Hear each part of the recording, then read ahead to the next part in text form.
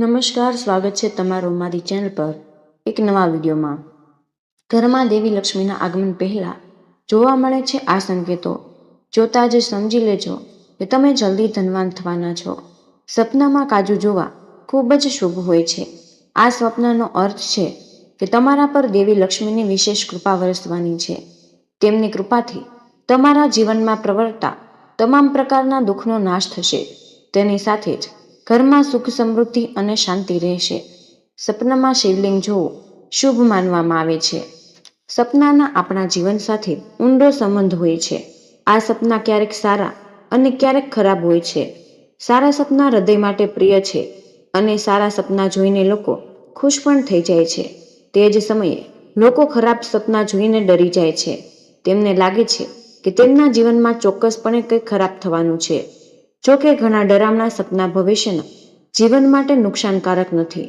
સ્વપ્ન નિષ્ણાંતોના મતે ઘણા સ્વપ્ન દેવી લક્ષ્મીના આગમનના સંકેતો છે। જો તમે પણ આ સપના જુઓ છો તો સમજી લેજો કે તમે જલ્દી ધનવાન બનવાના છો। અમને જણાવો કે શ્રીમંત બનવાના સપના જો તમે તમારા સપનામાં અશોક વૃક્ષ જુઓ છો તો તે સંકેત છે કે આવનારા સમયમાં તમારા પર દેવી લક્ષ્મીની વિશેષ કૃપા વરસવાની છે। તેમની કૃપાથી પૈસા સંબંધિત સમસ્યાઓ દૂર થશે અને સરળ શબ્દોમાં તો તમારા ઘરે દેવી લક્ષ્મીનું આગમન થશે। સપનામાં અશોકના પાંદડા જોવા પણ શુભ માનવામાં આવે છે। આ સપના ધનની પ્રાપ્તિના સંકેત છે। સ્વપ્ન વિજ્ઞાનના નિષ્ણાંતોના મતે સપનામાં પગપાળા ચાલવું પણ શુભ છે। આ સ્વપ્નનો અર્થ એ છે કે તમારે પ્રમોશન થવામાં જઈ રહ્યા છીએ। તો વ્યવસાય સાથે સંકળાયેલા હોય તો વેપારમાં વૃદ્ધિ થઈ શકે છે। આ સાથે ચાલવું એ નવા કાર્યોની શરૂઆતનો સંકેત છે। આ સ્વપ્ન સૂચવે છે કે તમે જલ્દી જ ધનવાન બનવાના છો। જો આપણે સ્વપ્ન વિજ્ઞાનમાં માનતા હોઈએ તો સ્વપ્નમાં પૂજાઘરમાં સ્થિત કોઈ દેવી દેવતા કે પદ જોવાનું ખૂબ જ શુભ માનવામાં આવે છે। આ સ્વપ્નનો અર્થ એ છે કે ધનની દેવી તમારા પર પ્રસન્ન છે। તેમના આશીર્વાદ તમારા પર વરસવાના છે। વાસ્તુશાસ્ત્રમાં દરેક દિશાનું પોતાનું અલગ મહત્વ જણાવ્યું છે। જો તમે વાસ્તુના નિયમોનું પાલન કરતા ઘર, ઓફિસ વગેરેનું નિર્માણ કરો છો તો તમારા જીવનમાં પણ ઘણા સારા પરિણામ જોવા મળે છે। વાસ્તુ દોષના કારણે તમારા જીવનમાં ઘણી મુશ્કેલીઓ આવી શકે છે। વાસ્તુના આ નિયમોનું પાલન કરીને માતા લક્ષ્મીને પ્રસન્ન કરી શકો છો। માતા લક્ષ્મી હંમેશા તે ઘરમાં પ્રવેશ કરે છે જ્યાં સ્વચ્છતા હોય। તેથી નિયમિત રીતે તમારે ઘરની સાફ સફાઈ કરવી જોઈએ। આવું કરવું તમારા આરોગ્ય માટે શ્રેષ્ઠ હોય છે અને સાથે જ માતા લક્ષ્મી પણ તેનાથી પ્રસન્ન રહે છે। વાસ્તુ અનુસાર જો તમે ઘર બનાવી રહ્યા છો તો તમારે એ વાતનું ધ્યાન રાખવું જોઈએ કે ઘરમાં પૂરતી રોશની આવી રહી હોય, પરંતુ કોઈ કારણવશ જો ઘરમાં પૂરતી રોશની આવી રહી નથી તો તમારે ઉગતા સૂર્યની એક તસવીર ઘરની પૂર્વ દિશામાં લગાવવી જ જોઈએ। આવું કરવાથી તમને ભાગ્યનો સાથ મળે છે અને જીવનમાં સુખ સમૃદ્ધિ હંમેશા આવતી જ રહે છે। ઘરના ફર્નિચરના કારણે પણ તમારા ઘરની વાસ્તુ ખરાબ થઈ શકે છે। તેથી તમારે ક્યારેય પણ એવું ફર્નિચર ન લેવું જોઈએ જે ત્રિકોણ આકારનું હોય। ઘરમાં હંમેશા ગોળાકાર અથવા ચોરસ ફર્નિચર તમારે લગાવવું જોઈએ। જો તમે ત્રિકોણ ફર્નિચર ઘરમાં લગાવો છો તો ધન હાનિ તમને થઈ શકે છે। ઘણા લોકો પોતાની ઘરની છત પર કચરો જમા કરીને રાખે છે અને નિયમિત રીતે તેની સફાઈ પણ નથી કરતા। આવું કરવાથી ઘણા પ્રકારની તકલીફ તમારા જીવનમાં આવી શકે છે। તેથી તમારે ક્યારેય પણ ઘરની છતમાં કચરો જમા કરવો જોઈએ જ નહીં।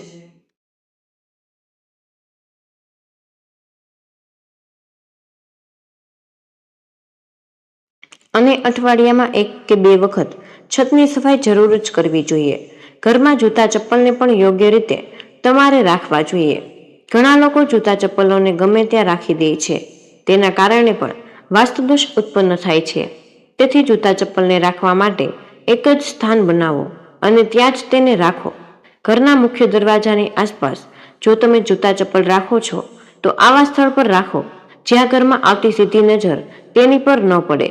જો તમે ઈચ્છો છો કે તમારા ઘરમાં ધનની વૃદ્ધિ થાય તો તમારા કિચનમાં એક વાસણમાં પાણી ભરીને હંમેશા રાખો। શક્ય હોય તો એક તાંબાના વાસણમાં પાણી ભરીને તમે રાખી શકો છો। જો કે તમારે તેને દરરોજ આ પાણીને બદલી નાખવાનું છે। માતા લક્ષ્મીને પ્રસન્ન કરવા માટે તમારે ઘરમાં તુલસીનો છોડ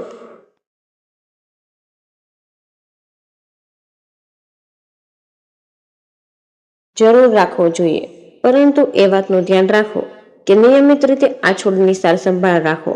આ સાથે જ એકાદશી, પૂનમ, રવિવારના દિવસે તેના પાંદડાને ન તોડો. માતા લક્ષ્મીની કૃપાથી તમને દરેક પ્રકારની પરેશાનીઓમાંથી મુક્તિ મળશે. તેની સાથે જ ધનલાભ થવાની સંભાવના પણ રહેશે. જો તમે તમારા સપનામાં સફેદ કીડીઓ જુઓ છો તો તે સંકેત એ છે કે તમે ખૂબ જ જલ્દી ધનવાન બનવાના છો. આ સપના ધનની પ્રાપ્તિના સંકેત છે. સફેદ કીડીઓનું સ્વપ્ન જોવું ખૂબ જ દુર્લભ હોય છે. માત્ર નસીબદાર લોકો જ તેમના સપનામાં સફેદ કીડીઓ જુએ છે. સપનામાં ગરોળી જોવી પણ શુભ માનવામાં આવે છે. આ સ્વપ્નનો અર્થ એ છે કે વ્યવસાયમાં વધારો થશે. તમને અચાનક પૈસા મળવાની પણ શક્યતા છે. ધન પ્રાપ્તિના સંયોગો અનેક રીતે સર્જાઈ શકે છે.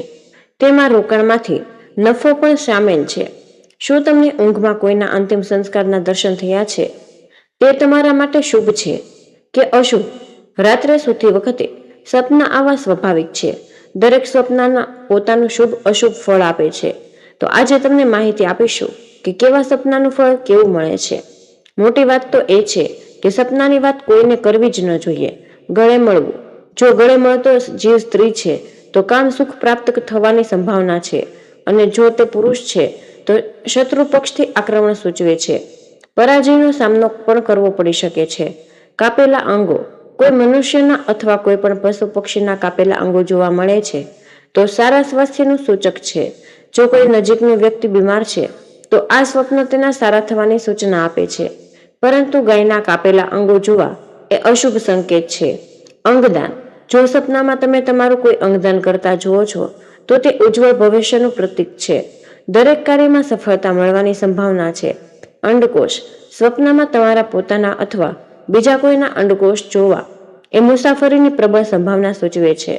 કોઈ તાત્કાલિક કારણસર તમારે કોઈ દૂરના દેશની યાત્રા જવું પડી શકે છે. આંતરડા. સપનામાં કોઈ માણસ કે અન્ય જીવના આંતરડા જોવા એ ભવિષ્યમાં કલેશ થશે તેવા સંકેતો આપે છે. આવું સ્વપ્ન જોવાથી ઘરમાં કે બહાર કોઈ ઝઘડો થવાની સંભાવના છે. અંતિમ સંસ્કાર. કોઈના અંતિમ સંસ્કાર જોવા અને પરિવારમાં તેમાં ભાગ લેવો એ આવનારા શુભ અને માંગલિક કાર્યના લક્ષણો છે. હાડકાં. કોઈ જીવનના હાડકાં જોવા એ શુભ સંકેત છે. આ આવનારી સમસ્યા ટાળી જશે તેવા સંકેત આપે છે. તો મિત્રો, આ ખૂબ જ મહત્વપૂર્ણ માહિતી છે, અને કમેન્ટ બોક્સમાં જય શ્રી કૃષ્ણ અવશ્ય લખી દેજો. તમને વિનંતી છે કે હજુ સુધી તમે વિડીયોને લાઇક ન કર્યો હોય તો વિડીયોને લાઇક કરીને ચેનલને સબસ્ક્રાઇબ જરૂર કરજો. જય શ્રી કૃષ્ણ. રાધે રાધે. ધન્યવાદ. હર હર મહાદેવ. વિડીયોને અંત સુધી જોવા બદલ તમારો ખૂબ ખૂબ આભાર.